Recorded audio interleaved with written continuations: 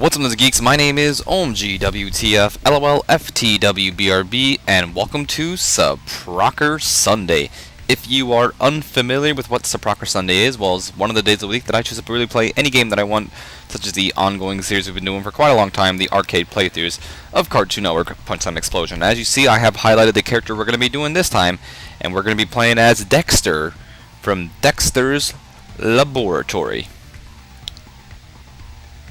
And now we just wait. There we go.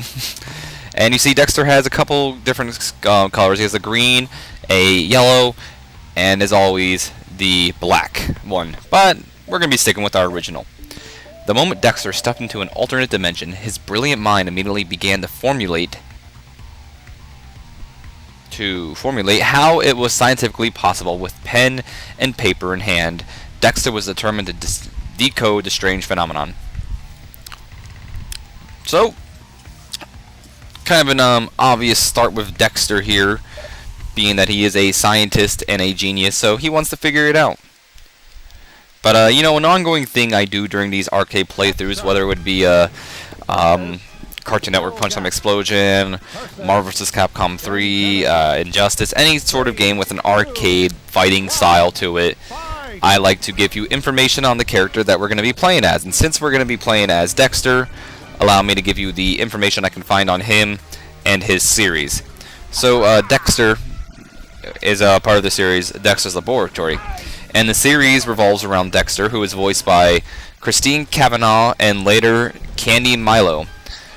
And is like I was saying, the series revolves around a young boy genius with a secret laboratory filled with highly advanced equipment hidden beyond a bookcase in his bedroom. Access to the lab is achieved by speaking various passwords or by activating hidden switches on his bookshelf, e.g. pulling out a specific book, as an example, by the way. Dexter is normally in conflict with his ditzy older sister, Dee Dee, who is voiced by Allison Moore in Seasons 1 and 3, and Catherine Cressidia in Seasons 2 and 4.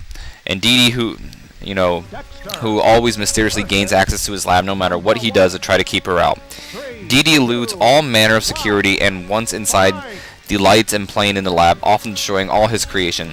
This is often preceded by Dee Dee asking, "Ooh, what does this button do?" without waiting for an answer.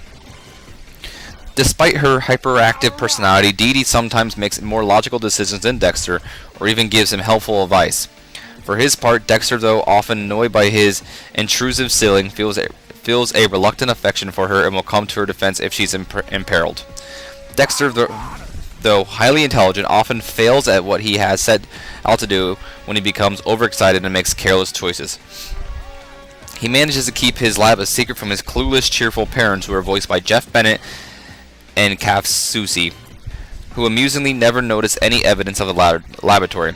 Although he comes from a typical all-American family, Dexter speaks with a thick Russian-esque accent, a reference to Tarkovsky's own accent that he spoke with during PTEXL. By the way, hold on, it's gonna take me a while to pronounce this guy's name right. Tarkovsky, I'll go over that in a little bit, what you're seeing in the video, is the actual creator of Dexter, by the way. Dexter's arch nemesis, a boy from his school, is named Susan Mandark Ostromoni, who is voiced by Eddie Denson. He lives down the block from him and has a secret laboratory of his own. Mandark's schemes are generally evil and are designed to gain power for himself while downplaying or destroying Dexter's accomplishments. Dexter often makes better inventions than Mandark, but Mandark tries to make up for this by stealing Dexter's plans. Mandark is also in love with Dee Dee, though she ignores him and never returns his affections. As the series progresses, Mandark's schemes become significantly more evil. His laboratory darker looking, industrial, and angular, in contrast to its original brightly lit lab, which had more rounded features. The original series finale, Last But Not Beast, features Dexter's family. Hold on real quick. I was getting a phone call, so I ignored it. The original series finale, Last But Not Beast, features Dexter's family alongside many of recurring characters from the Dexter universe in a battle against a monster that Dexter accidentally releases from a volcano as an exchange student in Japan. In this episode, Dexter is forced to reveal the lab to his parents, though it ends with their memories being wiped clear of the experience. Continuity It's not generally an aspect of the show, and many episodes are self-contained or leave characters in predicaments that are unresolved and never referenced afterwards. Example, the entire lab is completely destroyed. Dexter is turned to a shamrock? Okay. Dexter is turned into a shamrock. No, he's turned into a sandwich. I have no idea why I'm pronouncing words wrong today. And most episodes end in a disaster because of the flaw of Dexter's logic or in his inventions. Dexter's Laboratory was inspired by one of Gennady Tartakovsky's, that's the creator, drawings of a ballerina. After drawing Dee Dee's tall, thin shape, he decided to pair her with a short and blocky opposite, Dexter. Dexter, inspired by Tartakovsky's older brother Alex. After enrolling in Cal Arts in 1990 to study animation, Tartakovsky wrote, directed, animated, and produced 2 cartoon shorts that would become the basis for the series. Dexter's Laboratory was then made into a short film as part of Cartoon Network's What a Cartoon project, promoted as World Premiere Tunes on February 26, 1995. Viewers worldwide voted on what series should be given a full-time slot. The first to earn the vote of approval was Dexter's Laboratory. The series was picked up for a season of 13 episodes in August 1995. The show debuted as a half-hour series on April 28, 1996, with thorough promotion by its broadcast on both TNT and TBS, as well as Cartoon Network. Mike Laszlo, then head of programmer for the network, said the short was his favorite of the 48 shorts, commenting, "We all loved the humor and brother versus sister relationship." Directors and writers on the series included Gennady Tartakovsky's Craig McCracken, Seth MacFarlane, Butch Hartman, Robert Zenny, Paul Ruddish, John McIntyre, and Chris Savigno. Dexter's Laboratory responsible for pushing Cartoon Network in new directions, focusing on original programming and creator-driven cartoons. It was animated in a stylized way which Tartakovsky says was influenced by the Merry Melodies cartoon, The Dover Boys at Pimento University. Dexter's Laboratory, however, was staged in a cinematic way rather than a flat and close-up to screen to leave space and depth for the action and gags. Tartakovsky was also influenced by other Warner Brothers cartoons, Hanna-Barbera, Japanese animation, and the UPA shorts. Tartakovsky has said that the character Dexter was designed as an icon. His body is short and squat, and his design is simple with a black outline and relatively little detail. Since he knew that he was designing the show for television, he purposely limited design to a certain degree, designing the nose and the mouth, for instance, in a Hanna-Barbera style to animate easily. Dexter's Laboratory ended its initial run in 1998 after 2 seasons, with the season lasting 39 episodes, a notable record for a single TV production season on Cartoon Network. By the way, this is Dexter's synergy partner. Excuse me if I don't know his name. I know he's from Chowder, and it seems like he shoots the pickles that he throws out, and then it explodes. Simple as that. Where was I at again? Okay, the initial series finale was Last But Not Beast, which differed from the format of the other episodes in that it was not a collection of cartoon shorts, but was a single 25-minute episode. In 1999, Tartakovsky returned to direct Dexter's Laboratory Ego Trip, an hour-long television movie. This was the last Dexter's Laboratory production that Tartakovsky was involved with, and was originally intended to be the final conclusion to the series. The special was hand-animated, though the character and setting designs were subtly altered. The plot follows Dexter on a quest through time as he finds out his future triumphs. Christina Cavanaugh won an Annie Award for her voice performance in Dexter Ego Trip for Outstanding Individual Achievement for voice acting by a female performer in an animated television production. The series re-entered production in 2001.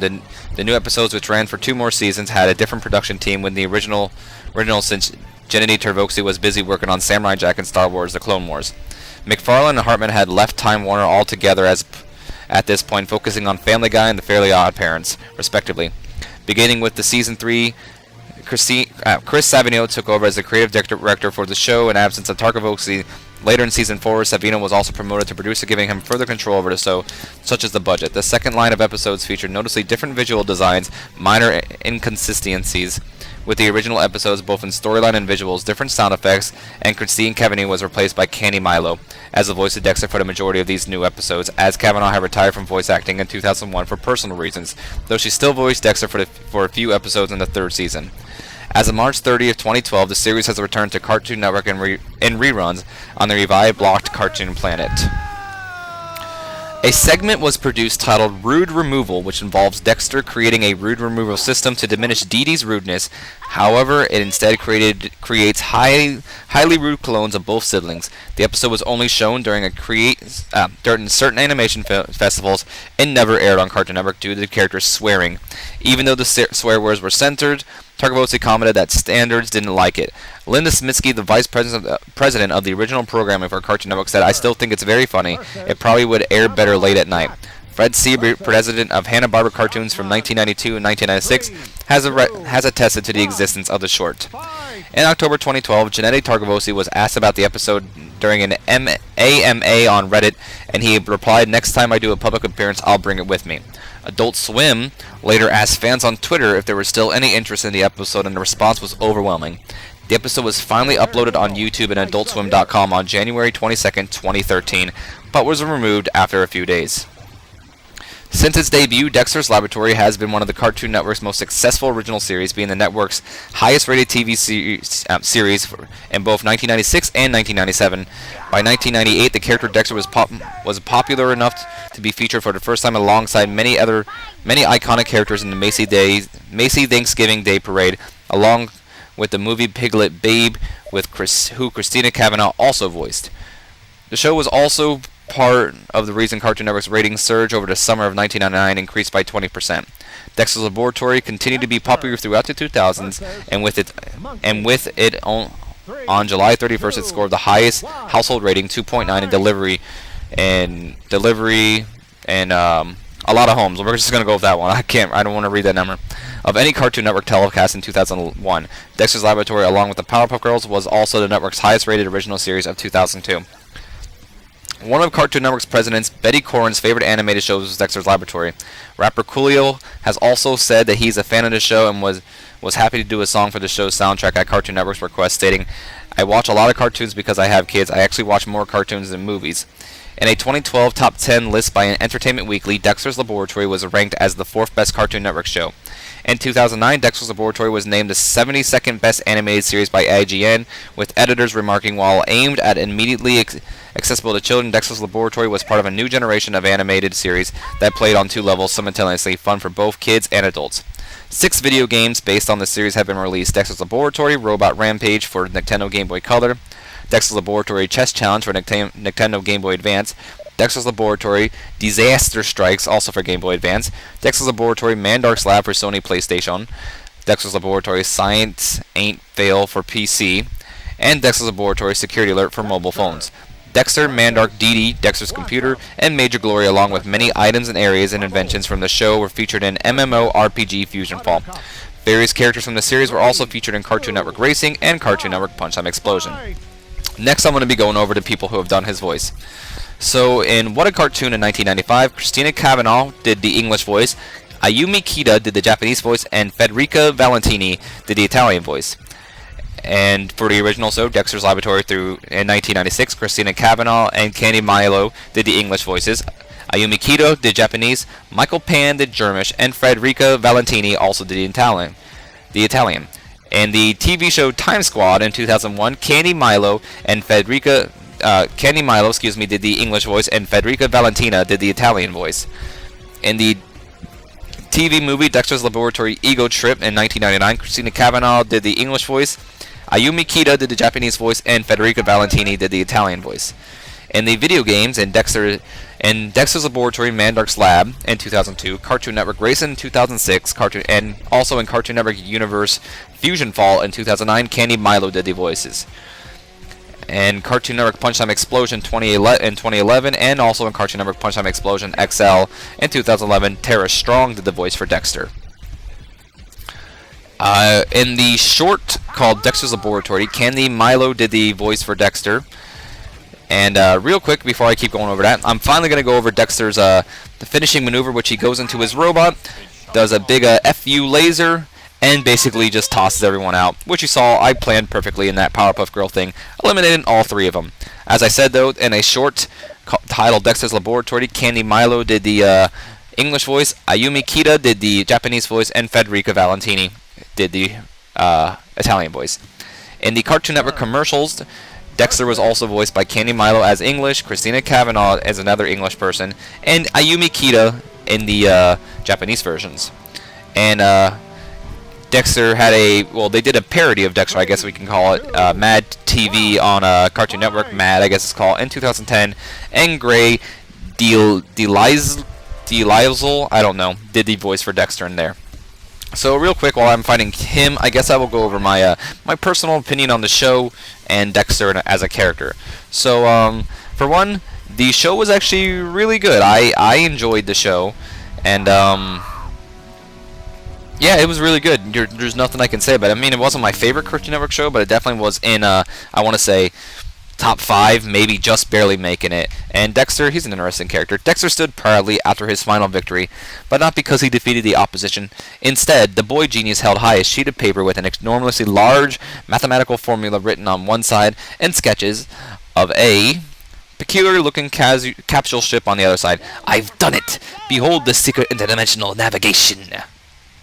That was my my Dexter voice. But you know, I like Dexter as a character. I think he's a clever character, and the television show is really good. If you never actually watched the Dexter's Laboratory show, I strongly advise it, because those are some fantastic. That's a fantastic cartoon. But we are not done here, Nerds and Geeks. We have an alternate costume to show you, and Dexter's alternate costume is his costume from when he gets into his robot suit. And as you see, I've chosen Monkey, so it's about time to see which one of these are better. So Dexter's just regular special. He has a little gun thing he does, and you can charge it up, and it will go further and further each and every time. So Dexter's side special, he does a teleporting thing where he zaps over, and it doesn't affect him unless you land on him, as you see right there. And see, I showed it off quite a lot of times. His down special, he does a laser, and his up special, he gets a helicopter hat and flies over. Right now I'm just kind of showing off some like combos I guess you can do. But yeah, this is about it for it. I said all I need to say. I gave you the information on the character, my opinion on the show, and maybe even showing you some combos. So in Nerds and Geeks, this is the end of the Dexter playthrough for Cartoon Network Punchline Explosion XL. I do hope you have enjoyed it, and if you have, do me a favor, like, comment, subscribe, and I'll see you good later.